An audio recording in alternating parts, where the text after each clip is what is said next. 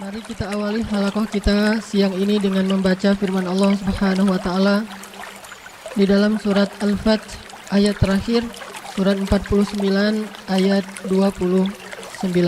Surat 48 ayat 29. Surat Al-Fath surat 48 ayat 29.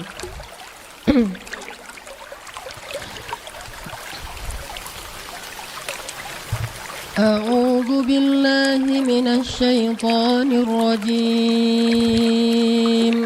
Silakan.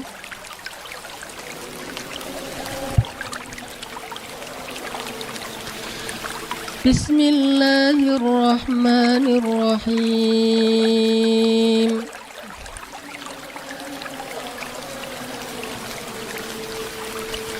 محمد رسول الله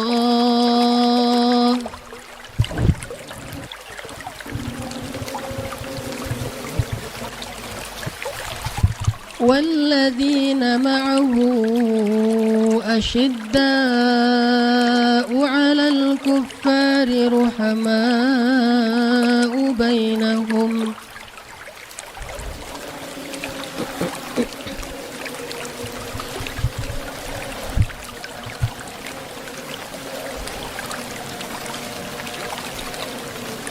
تراهم ركعا سجدا يبتغون فضلا من الله ورضوانا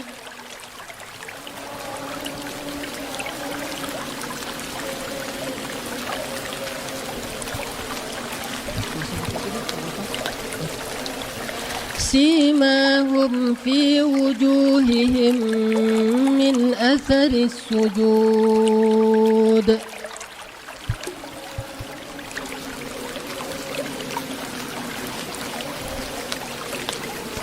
ذلك مثلهم في التوراة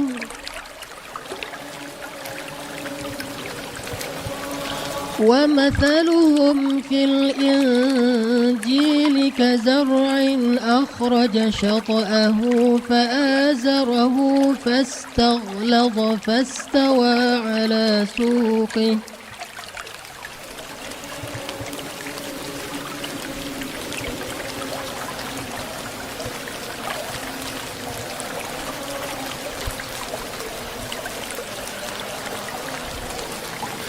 يعجب الزراع ليغيظ بهم الكفار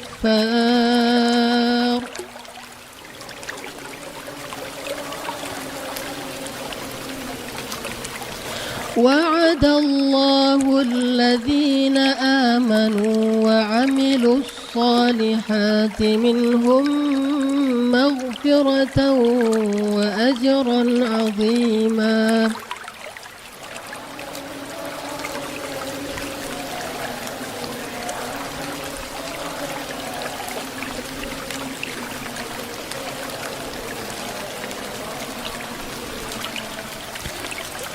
Muhammad adalah Rasulullah dan orang-orang yang bersama dengan dia adalah keras terhadap orang-orang kafir dan berkasih sayang kepada sesama mereka. Kalian lihat mereka rukuk dan sujud mencari karunia Allah dan keridhaannya. Di wajah-wajah mereka ada tanda-tanda bekas sujud. Demikianlah sifat-sifat mereka di dalam Taurat dan sifat-sifat mereka di dalam Injil, yaitu seperti tanaman yang mengeluarkan tunasnya, maka tunas itu menjadikan tanaman itu kuat, lalu menjadi besarlah dia dan tegak lurus di atas pokoknya. Tanaman itu menyenangkan hati penanam-penanamnya karena Allah hendak menjengkelkan hati orang-orang yang kafir. Allah berjanji kepada orang-orang yang beriman dan mengerjakan amal salih, di antara mereka berupa ampunan dan pahala yang besar. Ikhwati fillah, ayat ini menjelaskan tentang ciri-ciri umat Nabi Muhammad sallallahu alaihi wasallam. Baik itu dalam bentuk fisik ataupun ciri-ciri yang digambarkan dalam bentuk perumpamaan seperti tunas. Dari sini kita bisa melihat bahwa apakah kira-kira kita termasuk di antara ciri-ciri orang-orang yang ikut bersama Rasulullah SAW. Karena manusia menurut Al-Quran hanya ada 3 golongan. Golongan pertama adalah siratal ladzina an'amta alaihim. Golongan kedua ghairil maghdubi alaihim. Dan golongan ketiga ad-dallin. Kalau di dalam surat Al-Baqarah juga demikian. Pembukaan surat Al-Baqarah dibagi menjadi 3. Ayat 1 sampai 5 menceritakan tentang golongan siratal ladzina an'amta alaihim, yaitu hudal lil muttaqin alladzina yu'minuna bil ghaib ulaika ala hudam min rabbihim wa ulaika humul muflihun. Ini adalah golongan pertama, orang-orang yang beriman. Sedangkan ayat 6 dan ayat 7 adalah golongan orang-orang kafir. Innal ladzina kafaru sawa'un 'alaihim khatamallahu 'ala qulubihim wa 'ala sam'ihim wa 'ala absarihim ghishawah wa lahum 'adzabun 'adzim. Banyak orang membaca khatamallahu 'ala qulubihim wa 'ala sam'ihim wa 'ala absarihim ghishawah. Bukan. Khatamallahu 'ala qulubihim wa 'ala sam'ihim wa 'ala absarihim ghishawah wa lahum 'adzabun 'adzim. Di situ wakaf yang benar. Bukan disambung khatamallahu 'ala qulubihim wa 'ala sam'ihim wa 'ala absarihim ghishawah. Bagaimana yang benar? Khatamallahu 'ala qulubihim wa 'ala sam'ihim wa 'ala absarihim ghishawatun wa lahum 'adzabun 'adzim. Ini golongan orang-orang kafir, ayat 7 dan 8. Ayat 6 dan 7. Sedangkan ayat 8 sampai ayat 20 golongan orang-orang munafik. Wa minan nas may yaqulu amanna billahi wa bil yaumil akhir wa ma hum bimu'minin. Mathaluhum kamathalil ladzi istawqada nara falamma adaa'at ma hawlahu dhahaballahu binurihim. Begitu juga di dalam surat-surat yang lain. Dinamakanlah nama-nama surat. Di antaranya ada surat orang-orang yang beriman, Al-Mu'minun. Ada surat orang-orang yang kafir, Al-Kafirun. Dan ada juga surat orang-orang yang muzabzabin, tidak jelas statusnya, yaitu Al-Munafiqun. Nah, di dalam ayat yang barusan kita baca, Allah Subhanahu wa taala menjelaskan kepada kita sifat-sifat baik individu ataupun jamaahnya orang-orang yang bersama Rasulullah SAW. Selanjutnya saya akan bacakan hadis-hadis. Hadis-hadis ini dikumpulkan oleh para ulama dengan judul hadis-hadis yang ada kalimat laisa minna. Laisa minna. Apa arti laisa minna? Bukan golongan kami. Banyak hadis-hadis laisa minna titik. Laisa minna titik. Ini menunjukkan bahwa ada perbuatan-perbuatan tertentu yang mengeluarkan seseorang dari barisannya Rasulullah SAW. Dan kalau keluar dari barisan Rasul, kemana dia akan bergabung? Imma kepada ghairil maghdubi alaihim atau juga kepada waladhdallin. Sehingga kita harus tahu hadis-hadis ini. Jangan-jangan naudzubillah min dzalik kita termasuk di antara orang yang laisa minna titik. Sehingga para ulama hadis menjelaskan kalimat laisa minna di dalam hadis-hadis macam-macam maksudnya. Ada laisa minna yang paling tegas, artinya memang dia sudah keluar dari Islam, disebut khawarij. Atau orang-orang yang murtad, atau khawarij, atau kufur, atau munafik, atau fasik. Ini sudah keluar dari Islam, karena secara bahasa arti fasik itu keluar. Ada juga yang laisa minna, artinya ditolak amalnya. Dia masih orang Islam, tetapi apa yang dia lakukan itu membuat dia gugur amal solehnya. Habitat a'maluhum fid dunya wal akhirah. Gugurlah amalnya di dunia dan di akhirat. Seperti orang yang menyalakan api lalu Allah mengambil cahayanya. Mathaluhum kamathalil ladzi istawqada nara. Ini juga berarti laisa minna, artinya fahuwa radd, ditolak amalnya.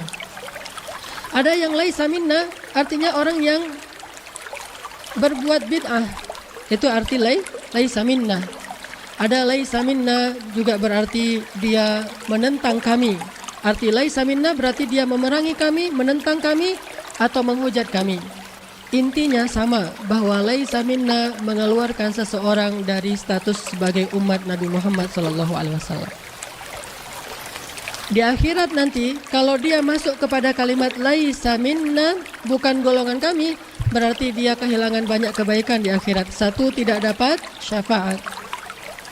Di antaranya syafaat uzma, di antaranya syafaat memperoleh air, haud, di antaranya syafaat dikeluarkan dari api neraka. Ada 10 syafaat Nabi yang berlaku nanti di hari kiamat, satu pun gak dapat. Kenapa? Laisa minna, bukan golongan kami. Karena yang mendapatkan itu hanya minna, golongan Rasul. Walladzina ma'ahu, yang bersama dengan Rasul. Salah satu sifatnya adalah asyidda, secara emosi asyidda alal kufar ruhama ubainahum. Kepada orang kafir dia keras, kepada sesama muslim dia rahim. Kemudian sifat fisiknya tarahum ruk'an sujjadan yabtaguna min fadlillah min fadlillah. Terus simahum fi wujuhihim min atharis sujud. Kemudian jamaahnya kazar'in akhraja syata'ahu fa'azarahu fastaghlada ala suqi yu'jibu az-zurra'a liyaghidha bihi al-kuffar.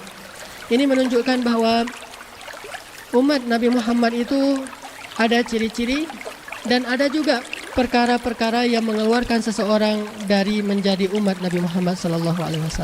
Kita harus tahu hadis-hadis ini. Disebut oleh para ulama dengan hadis laisa minna. Hadis apa? Hadis laisa minna. Ada banyak hadis laisa minna.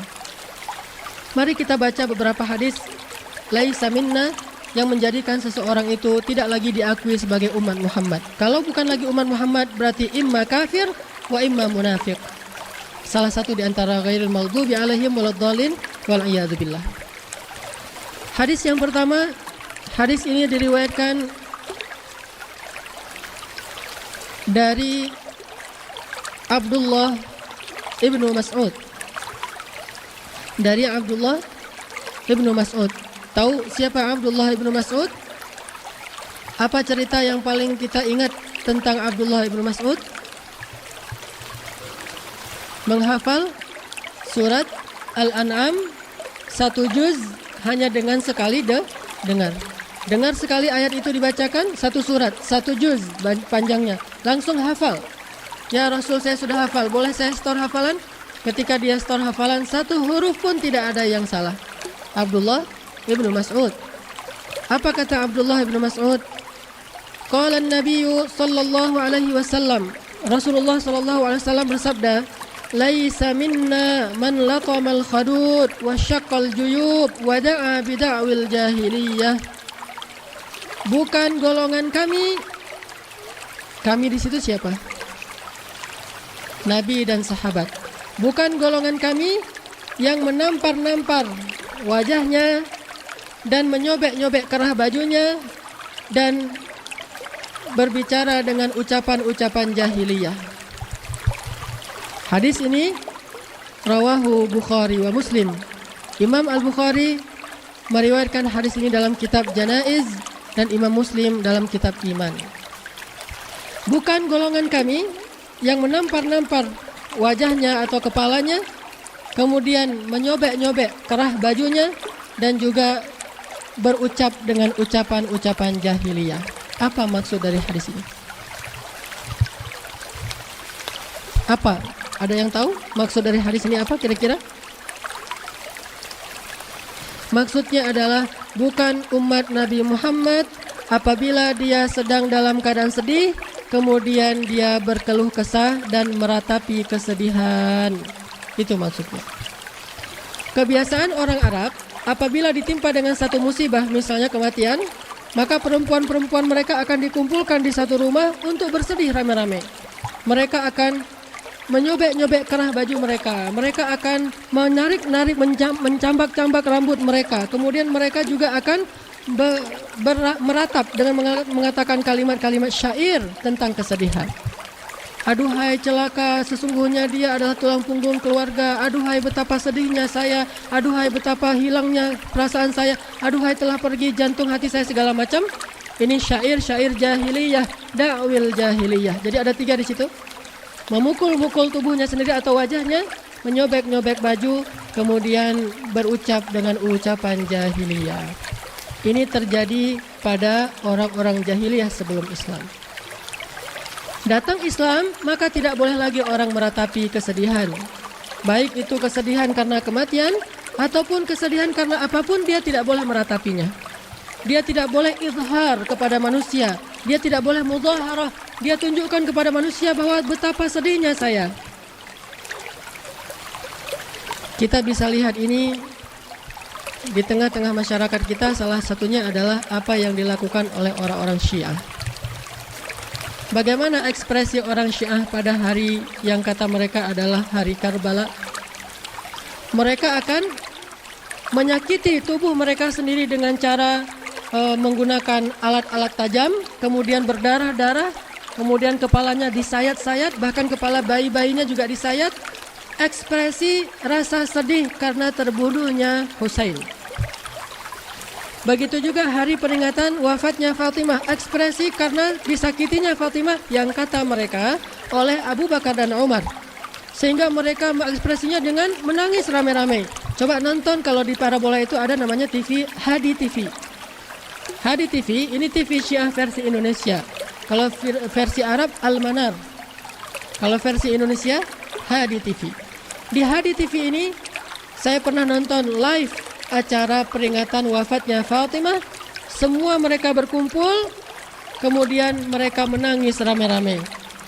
Si ustadznya mengatakan, makin kuat kita menangis, makin deras air mata kita, makin kita cinta kepada Fatimah, makin besar rasa kehilangan kita, sehingga diampunkanlah dosa-dosa kita. Ini adalah da'wil jahiliyah. Ini adalah cara-cara jahiliyah. Pernah dilakukan oleh orang-orang sebelum kita. Di antaranya adalah bunuh diri massal yang terjadi di beberapa millah, beberapa agama, karena wujud dari ekspresi kesedihan mereka. Ada juga terjadi pada umat Nasrani. Dengan meyakini bahwa Isa itu disalib, akhirnya mereka memperingati hari penyaliban Isa dengan cara menyakiti diri sendiri. Ini semuanya da'a bida'wil jahiliyah. Masuknya kemana? Dhalin. Masuknya kepada dhalin. Bukan umat Muhammad yang seperti itu. Terus apakah kita yang tidak mengikuti cara-cara seperti ini tidak sedih dengan Karbala? Tidak sedih dengan nasib cucu Nabi Hasan dan Husain? Tidak sedih dengan nasib Ali bin Abi Thalib? Tidak sedih dengan nasib banyak sahabat-sahabat yang dibunuh oleh orang-orang Khawarij? Sedih sekali.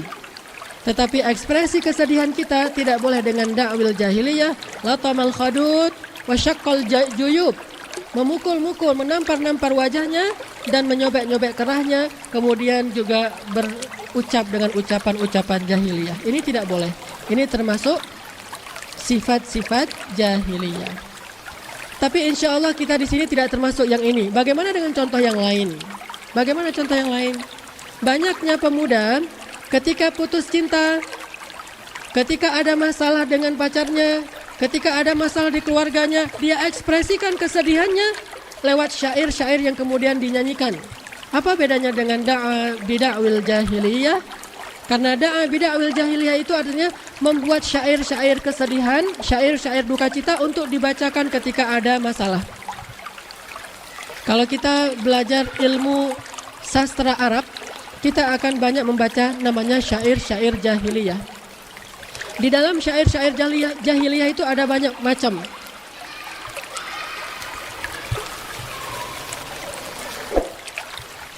Salah satu tema dari syair jahiliyah itu adalah tentang perang karena fanatisme suku. Terus tema yang lain tentang menggambarkan tubuh perempuan, cantik, seksi, segala macam. Ini namanya rafas. Rafas. Kemudian ada syair tentang kesedihan supaya membangkitkan rasa dendam.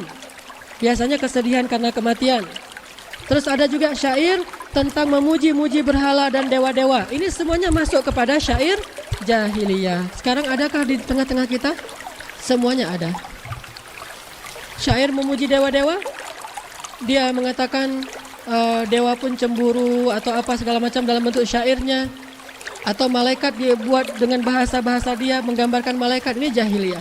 Tapi yang maksud saya dengan hubungan dengan hadis tadi adalah syair tentang kesedihan seseorang hanya gara-gara masalah cinta yang belum tentu jelas halalnya. Hancur, hancur, hancur, hancur gitu kan? Atau kau hancurkan hatiku, kau hancurkan hatiku kan?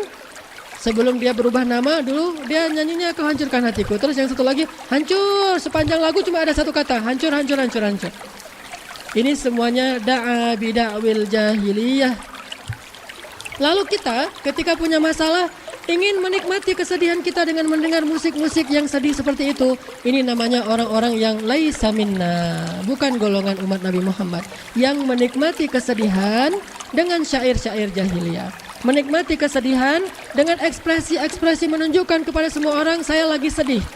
Dia buat di status di BB dia kalimat-kalimat bahwa saya paling sedih di dunia, saya sedang sedih. Wahai orang-orang yang ada di kontak saya, ketahuilah bahwa saya sedang sedih. Terus dia buat dalam bentuk foto. Fotonya macam-macam yang mengindikasikan bahwa dia sedang sedih. Semua ini idharus syakawa kata ulama. Apa arti idharus syakawa? Menampilkan, mengekspresikan keluh kesah. Innal insana khuliqa halu'a idza massahu asy-syarru jazu'a wa idza massahu al-khairu manu'a illal musallin. Apa maksudnya? Manusia itu kalau dikasih ujian dia mengeluh sampai berputus asa, kalau dikasih nikmat dia jadi kikir dan lupa diri. Solusinya minimal dua di situ, salat dan sedekah. Kalau dia banyak nikmat, sedekah, jangan lupa diri. Kalau dia lagi banyak masalah, salat. Karena kata Ibnu Abbas, annan nabiyya idza hasibahul amr fazi'a ila shalah. Nabi kalau ada masalah sedikit aja, salat. Ada masalah, salat. Kenapa? Curhatnya kepada Allah di tengah malam, tidak ada yang tahu. Ini idharus syakawa kepada Allah. Ya Rabbi inni wahanal 'azmu minni. Kan itu curhat kan? Rabbi inni wahanal 'azmu minni washta'ala ar-ra'su shayba wa lam akun bidu'aika rabbi shaqiyya wa inni khiftu al-mawaliya min wara'i wa kanat imra'ati 'aqira fahab li min ladunka waliya. Itu curhat siapa? Curhat siapa? Zakaria di awal surat Maryam. Seharusnya kita kalau mau idharus syakawa, mau curhat dan menampakkan kesedihan kita itu ke Allah, bukan kepada makhluk, bukan kepada manusia. Kalau kepada manusia, masuk kepada kalimat meratapi kesedihan. Laisa minna man latamal khadud wa syaqqal juyub wa apa tadi? Wada'a bida'wil jahiliyah. Bukan golongan Nabi Muhammad.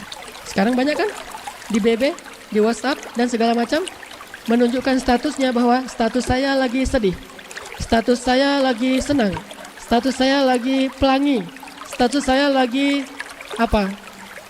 Berkabut. Semua statusnya dikasih di situ bukan pesan, tetapi status. Status dalam arti saya lagi dalam keadaan apa, biar semua orang tahu. Kalau kebaikan tidak masalah, itu namanya tahaddus bin ni'mah. Tapi tidak ada tahaddus bis syakawa, tidak ada. Yang ada tahaddus bin ni'mah. Kalau dengan syakawa tidak boleh idharus syakawa. Satu-satunya boleh idharus syakawa, innallaha la yuhibbul jahra bisu' illa man zulim. Allah tidak suka orang-orang itu jahra bisu'. Apa arti jahra bisu'? Menampilkan hal-hal yang buruk tentang orang lain atau tentang nasibnya, illa mangzulim, kecuali kalau dia terzolimi, dia boleh. Karena ada seorang sahabat di zaman Rasul, dia dizolimi oleh tetangganya, kasih tahu tetangganya nggak berubah, dia lapor ke orang nggak ada yang bantu dia, akhirnya dia keluarkan semua isi rumahnya di depan rumah, dia duduk di depan rumah, semua orang yang lewat akan bertanya kenapa saya dizolimi oleh tetangga. Ini namanya mudhaharat. Mudhaharat kemudian jadi bahasa modernnya demonstrasi. Bahasa Arabnya mudhaharat. Bahasa di zaman Nabi idharus syakawa, jahru bisu', menampilkan nasib yang buruk untuk melaporkan kepada masyarakat bahwa kami sedang terzalimi supaya orang lain membantu, itu boleh. Itu jahru bisu' satu-satunya yang dibolehkan. Kalau sekarang misalnya di Mesir, rakyat Mesir dizolimi oleh militernya, dizolimi oleh Asisi, maka mereka mudhaharat, turun ke jalan. Siapa bilang itu bid'ah? Siapa bilang itu nggak mencontohi Rasul? Sahabat pernah mudhaharat, cuma istilahnya beda. Istilahnya jahra bisu, menampilkan nasib yang buruk, karena dia illa man zulim. Allah la yuhibbu jahra bisu illa man zulim. Jadi boleh, dengan syarat dia menampilkan yang wajar. Bukan kalau di zaman kita kan misalnya mudhaharatnya, demonya itu bukan karena terzolimi, demonya itu karena kepentingan. Kalau demonya karena terzolimi, dia berhak. Misalnya orang-orang yang terzolimi karena dia diambil hartanya, tanahnya diambil tapi tidak diberikan ganti rugi segala macam, lalu dia demo di depan kebunnya, di depan rumahnya, maka ini boleh. Ini namanya jahra bisu, dibolehkan dalam agama. Tapi kalau urusan pribadi, urusan keluarga, kita kasih tahu ke orang lain banyak, ini berarti kita telah termasuk orang-orang yang meratapi kesedihan. Laisa minna, bukan golongan kami. Biar kita saja yang tahu masalah kita. Kalau kita perlu orang lain membantu kita, hanya kita kasih tahu kepada orang yang bisa membantu kita. Banyak dari kita itu mencari hiburan dengan curhat. Sesungguhnya hiburan orang yang beriman itu curhatnya kepada Allah Subhanahu wa taala. Wa ilallahil mushtaka, kata para ulama. Wa ilallahil mushtaka, fala haula wala quwata illa billah. Saya pernah mendengar ceramah Usamah bin Laden di gua. Takut mendengar namanya? Tidak boleh takut. Tidak ada yang mengatakan dia teroris kecuali munafik. Karena ulama-ulama di seluruh Timur Tengah mengatakan dia ulama, hafiz, mujahid, nahtasibuhu syahidan insyaallah. Dan kita berharap dia dapat peroleh pahala syahid. Apa kata Usamah? Umat kita dalam keadaan fitihin azim. Tih itu artinya terkatung-katung, terlunta-lunta, nggak jelas nasibnya. Itu tih bahasa Arab. Fitihin azim, taihun, dalam keadaan terlunta-lunta, nggak jelas. Mereka sedih untuk sesuatu yang tidak perlu disedihkan. Mereka gembira untuk sesuatu yang tidak perlu digembirakan. Makanya likaila tafrahu bima atakum wala tahzan ala ma fatakum. Janganlah kalian bergembira dengan apa yang Allah berikan, jangan pula kalian menjadi orang yang sedih dengan apa yang Allah ambil dari kalian. Ini semuanya sedih dan gembira yang tidak benar. Kalau sebelumnya kita bahas apa? Gembira kan? Tertawa dalam Islam. Sekarang kita lihat tentang menangis dalam Islam seperti apa. Boleh menangis, apa salahnya air mata, tapi tidak boleh izhar, menampilkan kepada orang lain betapa kita itu air mata kita udah habis. Ini laisa minna man latama al-khadud wa syaqqal juyub wa da'a bida'wil jahiliyah. Coba, banyak orang yang menikmati kesedihan seperti layaknya di film-film yang dia tonton. Film itu fiksi, jangan bawa film kepada kenyataan hidup kita. Dia suka nonton film India misalnya. Coba, film India kalau lagi sedih gimana lagu-lagunya? Oh, itu habis-habisan tuh, menguras air mata. Nangisnya itu luar biasa kan? Sambil lari-lari, hujan-hujan, nangis gitu ya. Ini film India. Dia sengaja mengeksploitasi kesedihan sehingga orang yang nonton itu padahal dia tadi habis kenyang makan nasi terus sama keluarga nggak ada masalah, tiba-tiba jadi nangis, terlibat dalam emosi yang dieksploitasi di dalam adegan film India. Lalu nanti secara alam bawah sadar ketika dia punya masalah dalam hidupnya, dia akan mencontohi alam bawah sadar ya, bukan disengaja, dia nggak mau juga demikian, tapi dia secara spontan mencontohi adegan itu lalu dia nikmati. Bahkan dia koleksi di dalam MP3 dia lagu-lagu dengan playlist judulnya lagu-lagu sedih, lagu-lagu kenangan, lagu-lagu semuanya isinya sedih semuanya. Sehingga ketika ada masalah dia lagu-lagu itu dia baca lagi, dia betapa saya benar kayak lagu ini, saya begini, saya begitu. Ini laisa minna, bukan umatnya Nabi Muhammad SAW. Terus kalau gitu nggak boleh sedih dong Ustaz, boleh menangis. Nabi juga menangis ketika cucu beliau meninggal ya. Beliau pangku cucu beliau sambil menangis. Tapi kata beliau apa? Apa salahnya air mata? Yang salah lisan. Air mata tidak masalah dia mengalir, nggak bisa kita bendung kalau kita lagi sedih. Tetapi lisan yang meratapi kematian, kesedihan itu yang dilarang dalam Islam. Cuma satu orang yang boleh diratapi kematiannya, siapa? Sa'ad bin Mu'az, seorang sahabat Ansor yang meninggal dalam perang Khandaq. dia kena panah beracun, lalu padahal lukanya biasa aja, kena panah kecil di kakinya, tapi karena beracun akhirnya dia meninggal dalam perang Khandaq. Lalu istrinya, keluarganya meratapi kematian Sa'ad, meninggalnya Sa'ad, ya Sa'ad dan segala macam. Lalu orang-orang mengatakan, ya amatallah, wahai ibu, janganlah engkau meratapi mayit. Sesungguhnya Rasulullah melarang seseorang meratapi mayit. Datang Rasulullah, biarkan dia. Sesungguhnya semua perempuan yang meratapi mayit itu berdusta, kecuali perempuan yang meratapi mayitnya Sa'ad bin Mu'az. Cuma dia yang boleh, yang layak diratapi wafatnya. Saking solehnya Sa'ad bin Mu'az, yang lain gak boleh.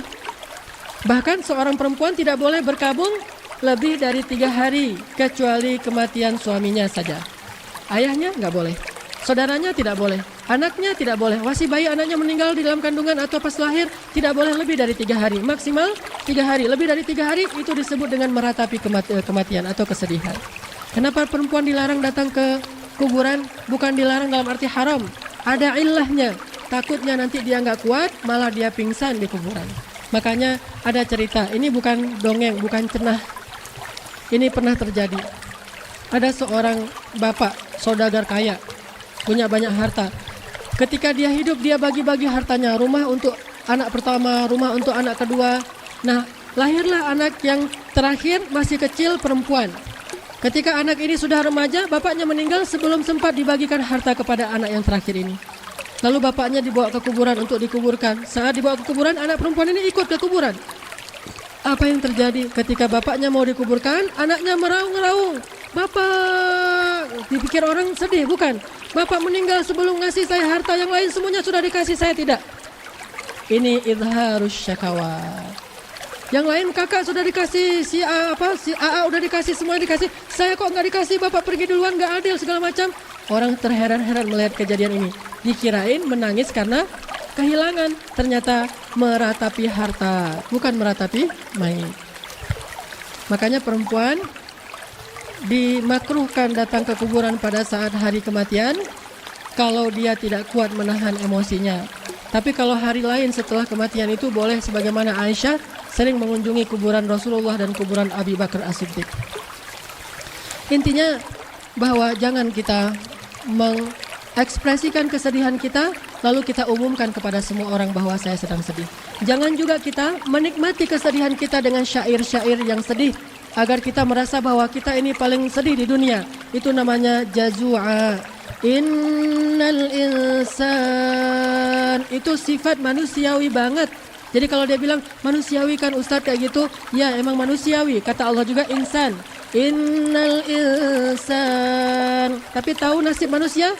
Innal insana lafi khus, rugi. Nasib manusia itu rugi. Jadi kalau yang kita miliki cuma sifat-sifat manusiawi, maka kita lebih banyak ruginya daripada untungnya. Pertanyaannya, apa ruginya orang mengekspresikan kesedihan, mengumumkan kepada setiap orang bahwa dia sedang sedih, dan juga menikmati kesedihan? Apa ruginya? Satu, ruginya dia tidak bersyukur kepada Allah Subhanahu wa taala. Dia ingat satu kesedihannya dan lupa segenap atau sekian banyak nikmat yang Allah berikan kepada dia. Dia tidak syukur kepada Allah. Ini salah satu ruginya orang yang mengekspresikan kesedihan dengan cara yang tadi.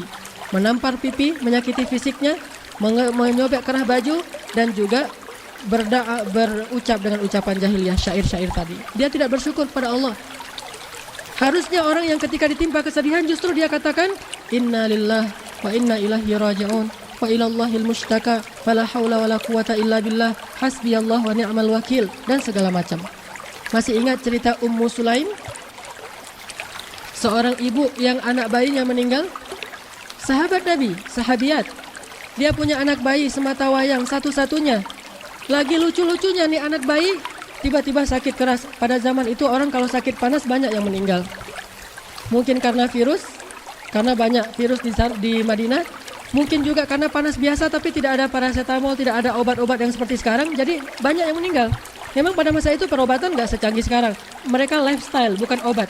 Kayak bekam, habatus sauda, madu, korma, itu bukan obat. Itu gaya hidup, pola hidup, makanan yang sehat. Tapi ketika sakit tetap aja cari obat kan? Ketika panas, kalau kata dokter dan plus herbalis, tetap aja paracetamol dulu dikasih. Kalau ada sih kunyit dan semacamnya yang bisa menjadi antibiotik plus paracetamol. Nanti kalau udah bagus, udah sehat, baru dikasih lagi antibodi yang kuat dengan obat-obat herbal. Tetap aja dicari paracetamol. Nah ini karena panas tinggi, anaknya kemudian meninggal dunia. Bayi ini meninggal dunia. Ketika Ummu Sulaim melihat anaknya sudah meninggal dunia, menitik air matanya. Dia sudah tidak punya anak lagi. Kemudian dia bilang, Inna lillahi wa inna ilaihi raji'un. Kemudian dia mandikan anak itu, dia perlakukan dengan baik, ditaruhlah di tempat tidur si anak. Suaminya pulang bertanya, bagaimana anak kita, apakah dia masih sakit? Kata Ummu Sulaim, fi hudu'in was sakinah. Dia dalam keadaan tenang banget. Maksudnya sudah meninggal. Sedangkan suaminya memahami, oh berarti udah sembuh, udah tidur. Akhirnya Ummu Sulaim berdandan untuk suaminya. Setelah berdandan dia siapkan makanan untuk suaminya. Suaminya makan, lalu dia melakukan hubungan suami istri dengan suaminya, melayani suaminya sampai selesai, baru dia bilang anak kita sudah meninggal. Coba lihat bagaimana tabahnya Ummu Sulaim. Dan dia kata Nabi, min ahlil jannah, termasuk ahli surga. Bagaimana dengan kesedihan kita? Semua orang pernah mengalami kesedihan dalam hidupnya. Bukan hanya pernah, sering mengalami kesedihan dalam hidupnya. Tapi ekspresi mereka menunjukkan isi hati mereka iman kepada Allah atau tidak. Kalau imannya lemah, maka ekspresinya berlebihan. Kalau imannya kuat, dia pasrah ridha kepada ketentuan Allah SWT dengan mengatakan, Inna lillahi wa inna ilaihi raji'un. Terus cerita Ummu Aqil, juga min ahlil jannah, yang dijamin surga. Namanya Ummu Aqil. Punya anak satu-satunya, udah rajulan sawiya, anak yang sudah usia cukup untuk berusaha. Dia tidak punya suami. Anaknya pergi berjihad dan Ummu Aqil mengatakan, bawalah onta ini untuk kendaraan kamu. Berangkat dia dengan onta itu pergi berjihad, meninggal. Lalu setelah sekian lama datanglah orang ke rumah Ummu Aqil dengan mengendarai ontanya Ummu Aqil. Dari jauh dilihat oleh Ummu Aqil, ini onta saya, tapi yang menungganginya saya tidak kenal. Ketika udah dekat, orang-orang mengatakan, ya Ummu Aqil, sesungguhnya Aqil telah menghadap Allah Subhanahu wa taala. Lalu Ummu Aqil menjadi sedih mendengar berita itu, tetapi beliau diam saja, tidak tahu harus berucap apa. Kemudian beliau katakan, kalian jangan pulang dulu, tunggulah sebentar, saya akan siapkan makanan untuk kalian. Coba lihat, dalam keadaan sedih, dia masih menjamu tamu. Tamu yang datang membawa berita itu, bukan dia usir, kau usah masuk rumah saya, tutup pintu rumah, bukan. Bukan dia peluk bantal, dia siapkan tisu, bukan. Dia malah mempersiapkan makanan. Disuruh, duduklah sebentar kalian, saya akan mempersiapkan makanan. Dia masak di belakang, semuanya dalam keadaan berduka cita. Lalu dia beri makanan kepada tamu-tamu yang datang. Lalu dia bertanya, siapa di antara kalian yang hafal Al-Quran? Salah seorang sahabat yang datang waktu itu, sahabat Nabi mengatakan, saya hafal sebagian Al-Quran. Kata Ummu Aqil, hiburlah saya dengan ayat-ayat yang berkaitan dengan masalah ini. Lalu dia bacakan, وَلَنَبْلُوَنَّكُمْ بِشَيْءٍ مِّنَ الْخَوْفِ وَالْجُوعِ وَنَقْصٍ مِّنَ الْأَمْوَالِ وَالْأَنفُسِ وَالثَّمَرَاتِ وَبَشِّرِ الصَّابِرِينَ. Ayat sabar. وَبَشِّرِ الصَّابِرِينَ الَّذِينَ إِذَا أَصَابَتْهُمْ مُصِيبَةٌ قَالُوا إِنَّا لِلَّهِ وَإِنَّا إِلَيْهِ رَاجِعُونَ. Dibacakan oleh sahabat yang hafiz. Apa kata Ummu Aqil? Inna lillahi wa inna ilaihi raji'un. Maka damailah sudah hati saya terhibur dengan ayat ini. Ini namanya mukminah. Ini baru orang yang beriman. Inilah umat Nabi SAW. Jadi tidak mengeluh, kemudian dia menjadi tidak bersyukur kepada nikmat Allah. Padahal yang diambil Allah sedikit, yang dikasih banyak, dia malah mengeluhkan yang sedikit tadi. Apa rugi yang lain karena dia mengeluh tadi? Rugi yang lain adalah melemahkan mentalnya sendiri, membuat dia jadi orang yang lemah, dan dia menikmati kelemahan itu. Menganggap dirinya tidak berdaya, menganggap hidupnya sudah usai, menganggap bahwa dunia ini tidak ada lagi gunanya, tidak perlu dilanjutkan hidupnya. Ini orang yang lemah mentalnya. Banyak laki-laki di zaman kita yang akhirnya bunuh diri gara-gara masalah sepele. Apa sepelenya? Tidak diterima cintanya, sehingga dia bunuh diri. Pernah saya lihat di TV One berita sebulan yang lalu, di daerah Jawa Timur, seorang pemuda naik motor di depan rumah perempuan yang dia cintai, tapi perempuan itu sudah dikhitbah oleh laki-laki yang lain, sudah dilamar oleh laki-laki yang lain. Jadi putus cinta kan? Karena putus cinta, akhirnya dia naik motor kencang, lalu lalang depan rumah itu. Terus ada truk berhenti di situ, dia tabrakin dirinya ke truk, bunuh diri depan ceweknya untuk ekspresi aku cinta sama kamu. Lo lihat nih, bukti cinta gue nih, gue bunuh diri. Nah ini idharus syakawa, menampilkan betapa dia itu adalah orang yang paling sengsara. Gara-gara kamu hidup saya tidak lagi berarti. Ada lagu, tapi saya tidak suka mendengar nama grupnya. Namanya nama Nabi. Lagunya hidup untukmu, mati tanpamu. Hidup untukmu, mati tanpamu. Ini idharus syakawa yang paling menyedihkan. Ini orang yang paling lemah di dunia. Nggak boleh seperti itu. Orang Islam tidak bisa seperti itu. Memang kita pikir Rasulullah itu nggak pernah putus cinta? 2 kali. Tapi apakah itu mempengaruhi mental beliau? Biasa-biasa aja tuh. Bagi mereka itu bukan hal besar. Dengan siapa beliau? Saya lupa nama perempuannya. Tapi ini adalah anaknya Abu Thalib. Nabi melamar perempuan ini ketika beliau belum menikah dengan Khadijah. Tetapi apa kata Abu Thalib? Ya Muhammad, dulu ayah kamu menikah dengan Bani Fulan, mereka menyerahkan Aminah ibu kamu untuk ayah kamu. Sekarang kami ingin membalas jasa mereka dengan cara menyerahkan putri kami untuk pria mereka. Jadi aku sudah menunangkan putriku ini dengan pria itu. Jadi aku tidak bisa menerima engkau wahai Muhammad. Nabi tidak jadi menikah, padahal beliau cinta kepada perempuan itu. Ya sudahlah, menikah dengan Khadijah. Lalu ketika Khadijah wafat, Nabi terluntar-luntar lagi kan, terkatung-katung. Beliau pergi ke Taif, berharap keluarga ibunya di Taif mau menerima beliau. Malah beliau diusir. Seperti orang gila diperlakukan, diledekin sama anak-anak kecil. Orang gila. Yang budak-budaknya mengejar beliau pakai tongkat, yang perempuannya melempari beliau dengan batu. Menyedihkan nasib beliau di Taif. Beliau keluar masuk kebun kurma, lari dari kejaran orang-orang. Seperti maling ayam dikejar di Taif. Kasihan.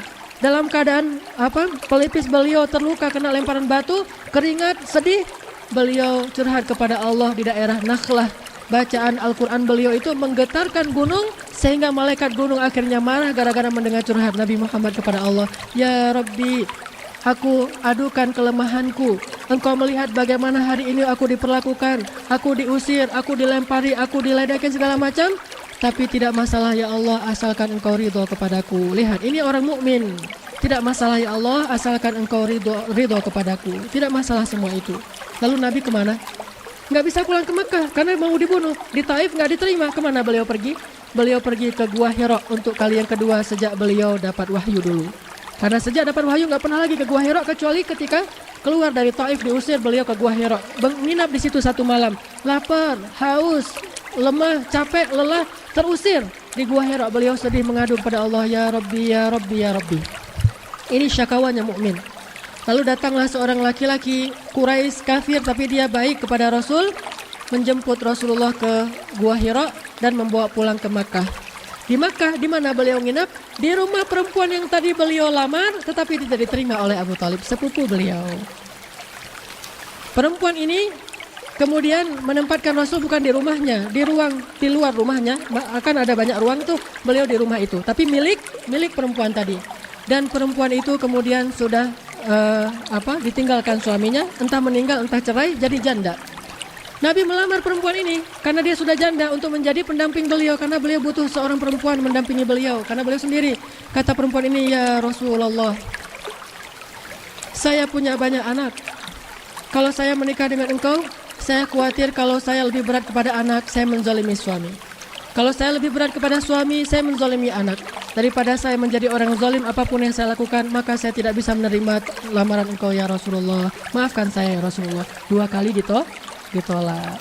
Apakah naik motor terus bunuh diri? Tidak. Loncat dari tawar? Tidak. Loncat dari Ka'bah? Enggak. Ini masalah kecil. Masalah kayak gini aja bunuh diri. Rasulullah biasa aja masalah kayak gitu. Allah ganti dengan Aisyah, diganti dengan Ummu Salamah, diganti dengan Sofiyah, diganti dengan Hafsah, diganti dengan Maria. Kan yang soleh-soleh itu banyak sekali.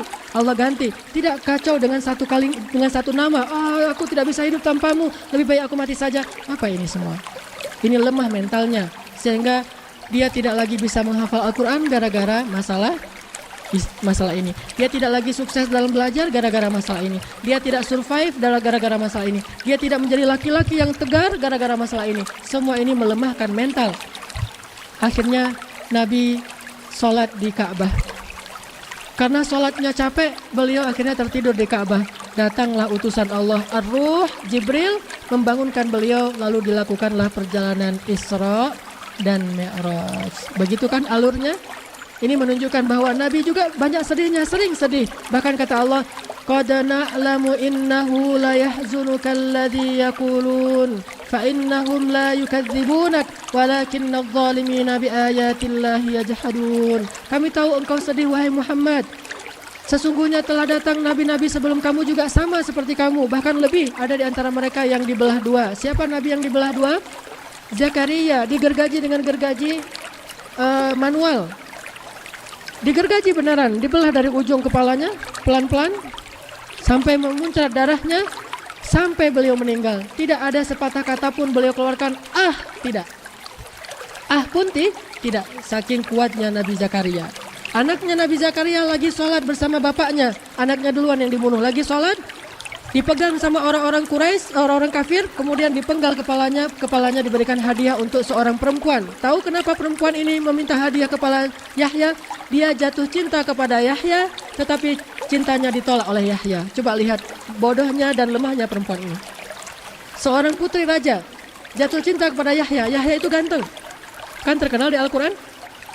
Ghulaman yang lam naj'al lahu min qablu samiyya, belum pernah ada anak seperti Yahya, ganteng banget, cerdas. Ya Yahya khudil kitaba biquwwah wa atainahul hukma sabiyya wa hananan min ladunna wa zakatan wa kana taqiyya. Hanan at-taqi. Itu Yahya. Karena saking gantengnya Yahya, pinternya Yahya, wibawanya Yahya, aura kesolehan Yahya, putri ini jatuh cinta kepada Yahya. Dia ingin menikahi Yahya, tapi dia kafir, tidak mau mengikuti ajaran Nabi Yahya, ditolak oleh Nabi Yahya. Akhirnya dia karena putus cinta, dia marah, dia minta hadiah. Saya pengen hadiah ulang tahun saya, kepalanya Yahya. Dibunuhlah Nabi Yahya, dihadiahkan kepada putri itu. Yaqtuluna an-nabiyina bighairi haqq. Mereka membunuh para nabi tanpa alasan yang dibolehkan dalam agama. Ini semuanya gara-gara masalah kesedihan. Ekspresinya macam-macam. Bisa bunuh diri, bisa bunuh kekasihnya juga. Kan banyak di Indonesia kayak gitu. Dia bunuh diri, atau dia bunuh kekasih, atau dia bunuh diri dan kekasihnya. Gimana caranya? Dia bunuh kekasih baru dirinya. Kebalik tadi. Bunuh diri kekasih berarti gentayangan atau ya. Dia bunuh kekasih, lalu dia bunuh dirinya. Semua ini ekspresi dari kesedihan. Kenapa? Lemah mentalnya. Orang mukmin nggak kayak gitu. Makanya Nabi ketika beliau sedih, ada banyak alasan beliau sedih. Salah satunya karena beliau sedih karena dakwahnya ditentang. Yang lain karena dihina. Dihina kenapa? Gara-gara beliau tidak punya keturunan laki-laki kecuali baru lahir meninggal. Udah besar dikit meninggal. 3 orang, tiga-tiganya meninggal. Sehingga beliau sedih. Turun ayat menghibur beliau. Hiburan itu dari Al-Quran. Inna a'tainakal kautsar. Itu ayat sedihnya beliau. Lalu tidak turun wahyu, berhari-hari beliau dihina. Turun lagi ayat wadduha wal laili idza saja ma wadda'aka rabbuka wa ma qala walal akhiratu khairul laka minal ula. Ini ayat-ayat kesedihannya Rasulullah SAW. Nabi sering sedih, tetapi sedih beliau selalu beliau ekspresikan kepada Allah Subhanahu wa taala. Dengan sholat, dengan baca Al-Quran, dengan muhasabah diri, dengan ibadah-ibadah yang sunnah yang beliau lakukan. Pernah Nabi pulang ke rumah beliau di Mekah dalam keadaan tubuh beliau banyak kotoran. Habis dilemparin dengan kotoran oleh orang-orang Quraisy. Lalu sampai di rumah, waktu itu Khadijah sudah wafat. Fatimah yang menangis, bukan Rasul. Yang menangis Fatimah. Fatimah kemudian mengganti baju Rasulullah, membersihkan kotoran di tubuh Rasulullah sambil menangis. Beginikah mereka memperlakukan engkau ya Rasulullah, padahal engkau khairul bariyah, sebaik-baik manusia? Kata Rasulullah, la ashku, tidak masalah wahai Fatimah, tidak masalah, saya tidak akan mengeluh. Ini namanya mukmin, mentalnya kuat. Kenapa kita hanya dengan masalah sepele lalu berakhirlah hidup kita? Pemuda kita sekarang, music is my life, sehingga mental mereka lemah. Betapa banyak di antara mereka yang stres hanya gara-gara masalah sepele, gara-gara kebanyakan dengan musik cinta. Dan sebagian besar musik itu isinya cinta-cinta, dan sebagian besarnya bukan dapat cinta tapi kehilangan cinta, kan? Yang dapat cinta sedikit, yang kehilangan cinta lebih banyak. Sehingga cinta itu disebut dengan ilusi. Kalau bahasa Islam fata morgana. Menarik, tetapi ketika dikejar itu tidak ada. Cinta hanya ada bagi orang yang sudah menikah, bagi orang yang beriman. Sebagaimana janji Allah, wa ja'ala bainakum mawaddah. Setelah kalian menikah, Allah jadikan di antara kalian cinta, bukan sebelum menikah. Innalladzina amanu wa amilus solihat sayaj'alu lahumur rahmanu wudda. Orang yang beriman, orang yang beramal soleh, Allah berikan bagi mereka wudda. Apa itu wud? Hub. Apa itu hub? Love. Allah berikan love setelah mereka beriman dan beramal soleh. Sedangkan yang tadi bukan cinta, hawa nafsu. Hawa nafsu, laki-laki kepada perempuan, perempuan kepada laki-laki, sehingga sudah hidupnya jadi begitu, mentalnya jadi lemah, tidak bisa berbuat apa-apa. Bagaimana cerita di dalam buku Tenggelamnya Kapal Van der Wijk-nya Hamka, bagaimana seorang Zainuddin itu hancur lebur gara-gara Hayati pergi, lalu difilmkan kan. Saya dulu ketika saya SMP itu saya khatam baca buku itu sampai 5 kali, karena saya senang sastra. Lalu saya baca, akhirnya itu mempengaruhi jiwa seseorang kan ya. Saya salah baca buku nih, saya tulis banyak novel. Novel saya di laptop ini ada sekitar 10 novel saya, tapi nggak ada yang dibukukan. Kenapa? Semuanya melankolis. Salah baca buku, akhirnya ke bawah. Tentang ada yang gara-gara perang di Aceh, akhirnya tidak jadi mendapatkan yang dia cintai. Terus ada yang masalah, tapi konfliknya itu adalah tentang perang-perang, cuma nanti ada kayak pesan-pesan cinta ya, kan film-film gitu ya. Akhirnya nggak saya bukukan satupun, ini semuanya sia-sia. Setelah saya sampai di Mesir, saya baca buku-buku para ulama, baru sadar ternyata hidup saya selama ini di SMA, nulis puisi, nulis novel, itu semuanya sia-sia saja. Menghabiskan energi saya mikir, merenung, adegannya gimana yang bagus, yang melankolis, yang mengucurkan air mata, yang membuat orang kalau membaca 10 kali Ambo membaca buku ini, 10 kali Ambo menangis gitu kan ya. Ini semuanya ini melemahkan mental. Semua ini melemahkan mental. Nggak boleh seorang muslim seperti itu. Apalagi kalau dia tunjukkan kepada semua orang. Ingat kisah seorang laki-laki tua dalam kisah Abu Ubaidah bin Jarrah. Siapa Abu Ubaidah bin Jarrah? Abu Ubaidah bin Jarrah Aminul Ummah, sahabat Nabi yang terkenal dengan julukan Aminul Ummah, pejabat paling amanah di antara umat Islam. Abu Ubaidah, beliau pernah menjadi gubernur Syam, Suriah. Saat beliau jadi gubernur Suriah, beliau keliling ke perbatasan untuk melihat nasib warga beliau di perbatasan. Lewatlah sebuah gubuk di perbatasan. Lalu ketika melewati gubuk yang reot ini, yang satu-satunya nggak punya tetangga di tengah hutan, beliau mendengar seorang laki-laki di dalam gubuk itu mengatakan, Alhamdulillah, Alhamdulillah, Alhamdulillahilladzi faddalani ala katsirin min man khalaqa tafdila. Apa artinya? Segala puji bagi Allah yang memberikan saya nikmat yang tidak diberikan kepada sebagian besar orang. Saya dapat nikmat itu. Abu Ubaidah kaget, siapa laki-laki itu? Minta izin masuk. Ketika masuk, Abu Ubaidah menemukan seorang kakek, buta, lumpuh, sebatang kara, miskin, fakir, tertidur di atas tempat tidur yang kayu. Kemudian beliau mengatakan, Alhamdulillah, lumpuh, sakit keras, tidak punya kelebihan apa-apa, harta tidak ada, usianya udah tua, lumpuh, buta, lemah, fakir, sebatang kara. Alhamdulillah, Alhamdulillah, sebatang kara. Coba Abu Ubaidah mendekat bertanya, ya Syekh, panggilan untuk orang tua ya. Ya Syekh, saya mendengar engkau terus memuji Allah, mengatakan dapat nikmat yang tidak diberikan kepada sebagian besar orang. Apa nikmat engkau? Saya lihat nasibmu seperti ini. Kata Syekh itu, ada 2 nikmat yang Allah berikan kepada saya dan sedikit orang yang dapat nikmat itu.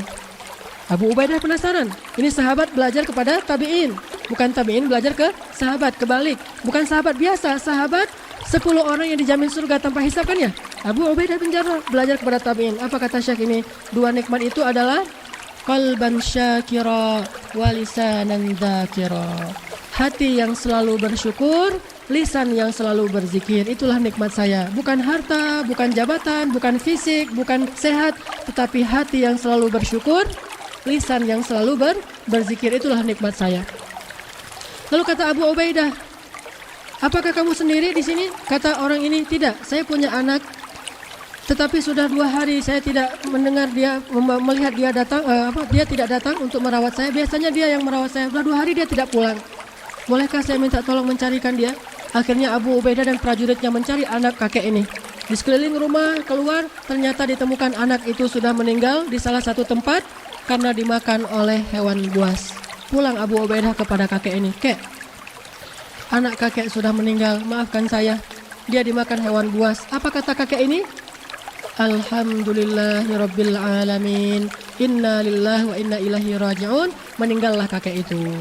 Wa akhiru da'wahum anil hamdulillah. Alhamdulillahi rabbil alamin.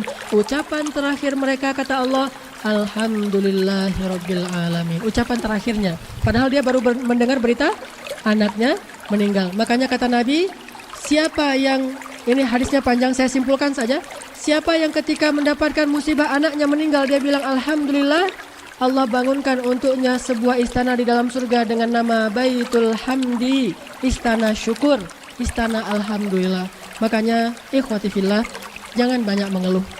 Jangan banyak mengekspresikan keluhan kita dengan cara berlebihan. Jangan umumkan keluhan kita dan kesedihan kepada banyak orang. Cukup kita dan Rob kita yang saja yang tahu, lalu kita curhat kepada Allah yang maha bisa memberikan solusi. Yaj'al lahu makhraja wa yarzuqhu min haitsu la yahtasib, yaj'al lahu min amrihi yusra, dan segala macam. Keluhkan kepada Allah, ya Allah, ilaikal mushtaka, kepada Engkau aku mengeluh semua masalahku. Saya begini.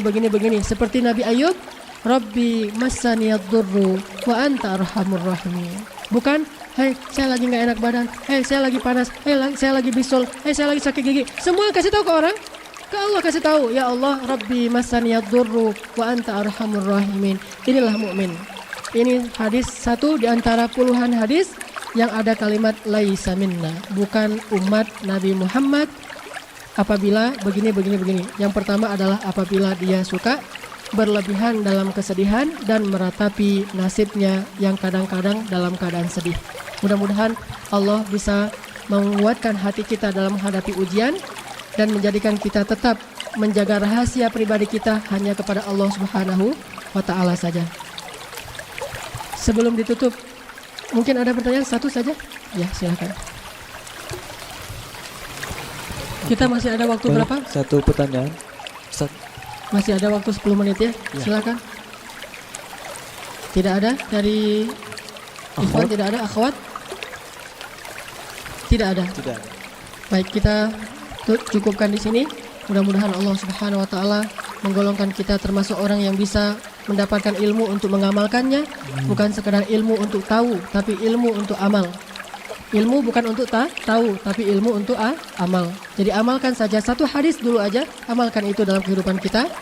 Jaga status di BB kita. Jangan banyak dengar musik-musik yang sedih, apalagi ketika lagi sedih. Bahkan ini hukumnya bisa jadi haram. Jagalah diri kita dengan Al-Quran saja. Yataghanna bil Quran. Barakallahu li walakum. Subhanakallahumma wa bihamdika.